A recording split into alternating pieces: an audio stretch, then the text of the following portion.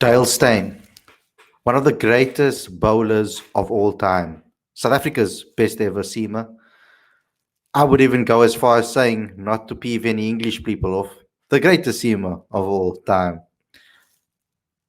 Dale Steyn brings back a lot of memories for myself because coming into the industry as a young journalist, one of the first guys that I was given the opportunity to interview was Dale Steyn from the Proteas setup. And it happened only in a situation where I didn't think that I would get the opportunity to do so, and that was in the first MSL. And I'm talking now face to face exclusive interviews. Dale was excellent to speak to. He was a true gentleman. He was open and honest. He showed a unbelievable sensitivity to the youngsters that were around him, and seemed very eager to give advice to other young cricketers out there.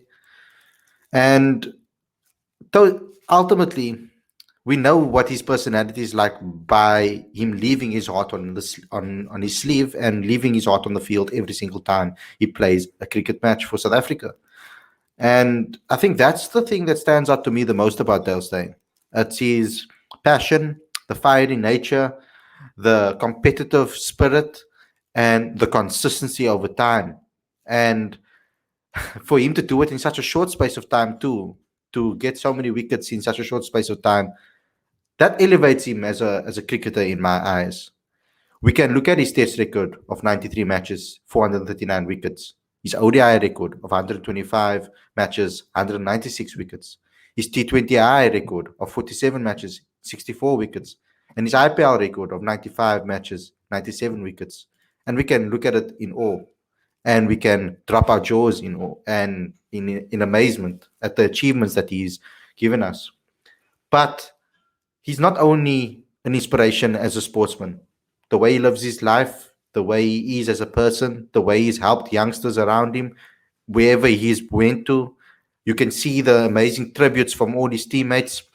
That's when you get to know what the true person, someone like Dale Steyn, is. Now, we're going to be giving our tributes on the show tonight. The panel will have their say about Dale, and that's how we're going to start off the show. But then as well, we'll go into the preview of today, which is against Sri Lanka, and it's tour in Sri Lanka, the ODIs, etc. That's something that we really, really need to speak about as well. So, guys, let's start with this. It's another live show. We haven't had a live show like this in a long time, and we're really excited to get this started. So, click subscribe, click that notification bell for all future videos, and let's get straight into today's content. Let's do this.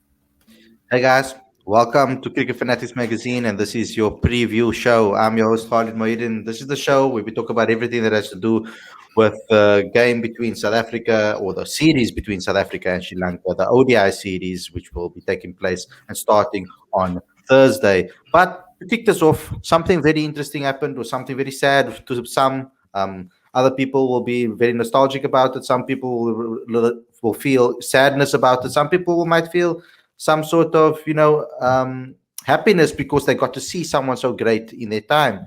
I'm going to go around the room. Let's speak about Dale Steyn. I would like to know what you guys have to say. I mean, let's start with Aditya, go to Mpo, and then we end off with Werner. Let's have a discussion about Dale. I would like to hear what your memories were of Dale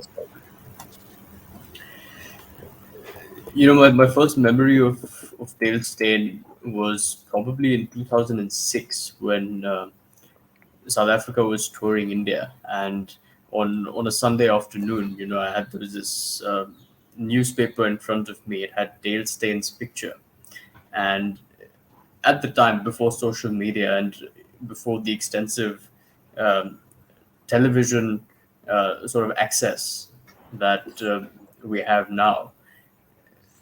There was this mystery about Dale Steyn because at that point we probably hadn't seen as much footage of him, you know, and because South Africa had always produced these exciting fast bowlers, somehow just looking at that picture, I remember having this conversation, with people and saying that, what, this guy is going to wreak havoc. And he did that, over a consistent period of time. Of course, in that first game in Chennai, I think Virendra Sehwag scored a triple hundred. So there was not much that he could do there. But I remember following Dale Steyn over the years, and generally in India we tend to romanticize our batsmen. We love watching batters, but there's something about Dale Steyn where you just feel like you cannot take your eyes off Dale Steyn. And possibly my favorite memory of his was the New Year Test in 2011, where between India and South Africa, where Dale Steyn and Mone Mokal were bowling in partnership to Sachin Tendulkar and Gautam Gambhir, and the wicket was spicy. Dale Steyn was on point. He was bowling to Sachin. Mone Mokal was bowling to Gautam Gambhir. And there was this period in the morning session where they did not rotate strike for 56 minutes. It was possibly the most captivating Test match cricket I've ever seen.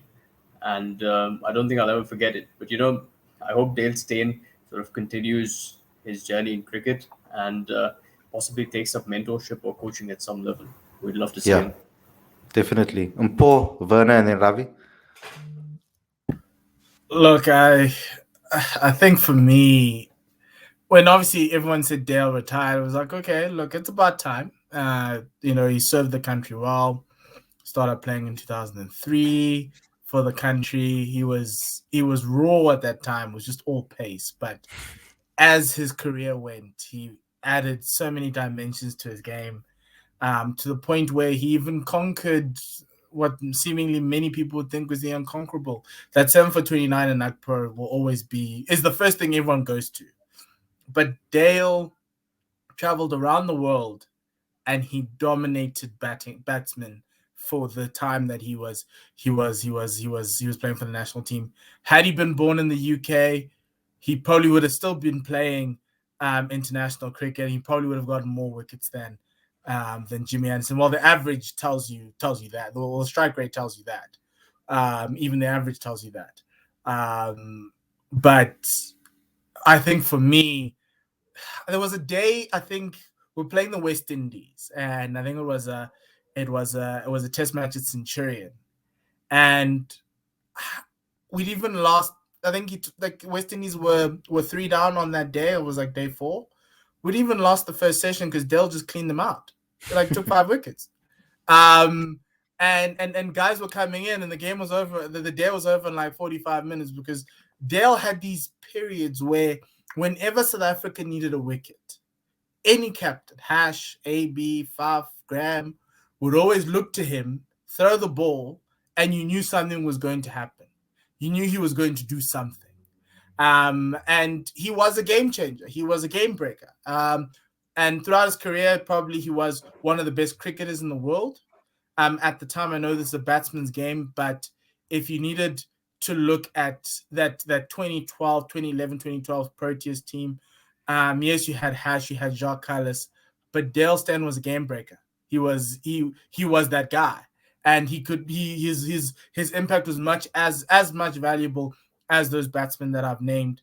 I can't get over what happened at Newlands with Australia in Vern's debut test, and Dale was there too, hooping the ball around with Vern, putting Australia under incredible pressure. It could only have happened with those two. But yes, Vern was there, but Dale just also added what he wanted, added his thing.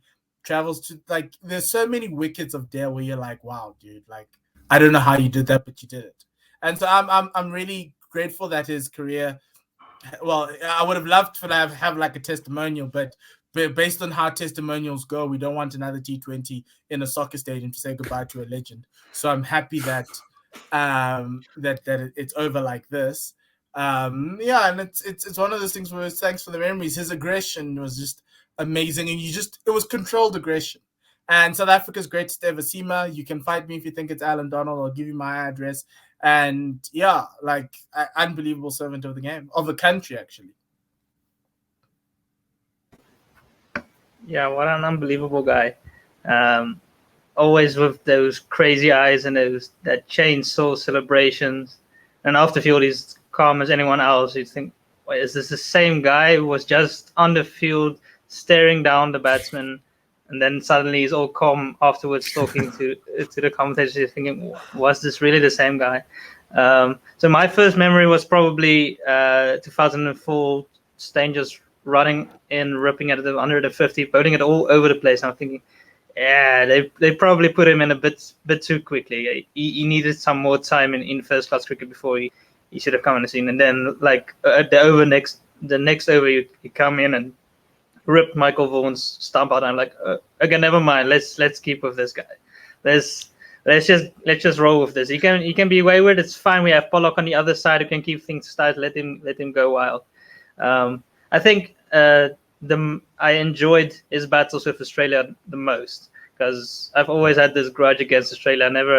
I think a lot of South Africans like that. And we don't really like Australia all that much. And anytime he came in and he dominated the Aussies, I enjoyed it very much. I remember his spell against Pakistan getting like 6 for 9, something like that in South Africa. Also, it was such a period with him and Philander and Morkel where they were bowling out Pakistan for 40 odd, bowling out Australia for 40 odd, bowling out New Zealand, I think, as well in the 40s. It was a crazy period between like 2011 and 2014 that no team wanted to play against us. I enjoyed that. I enjoyed, he just made everyone his bunny.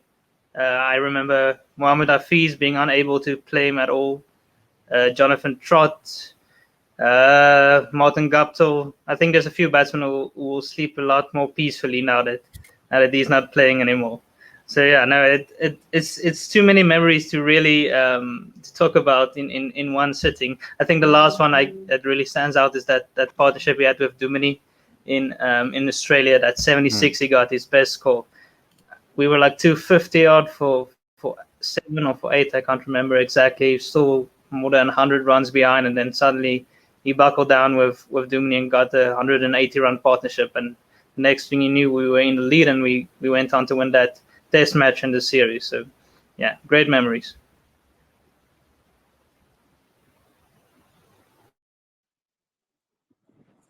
Can you hear me? I can't hear a single thing. We can hear you perfectly. Oh, okay, cool. Yeah, we're all on mute. That's why. Oh my God, sorry, man. It's been a while. Yeah, very.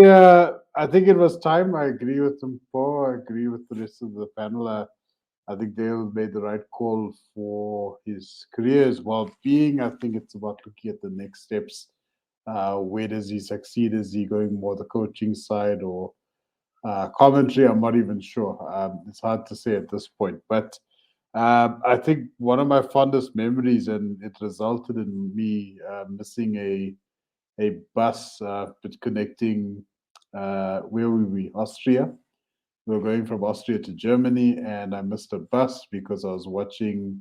We were in this lovely, slightly dodgy Irish pub in Austria, and we were watching Duminy on just over. I think he just got his 100, and Steyn was batting as well, and he was just smashing the Aussies all over the park. And while there were so many fifers that were absolutely memorable, and it was nice to see a duel of bat and ball with the world's elite batsmen, for me that was one of the most standout performances that tells you everything you need to know about the man. He always played for his country, he always played for his badge, and he played with so much pride. And the chips were down. The Aussies were giving us some. There was lots of Australians on that Euro trip that I was on in Austria, and it was very, very traumatizing until I got to see a bit of JP Duminy show his magic, and obviously Steyn played a vital role there as well.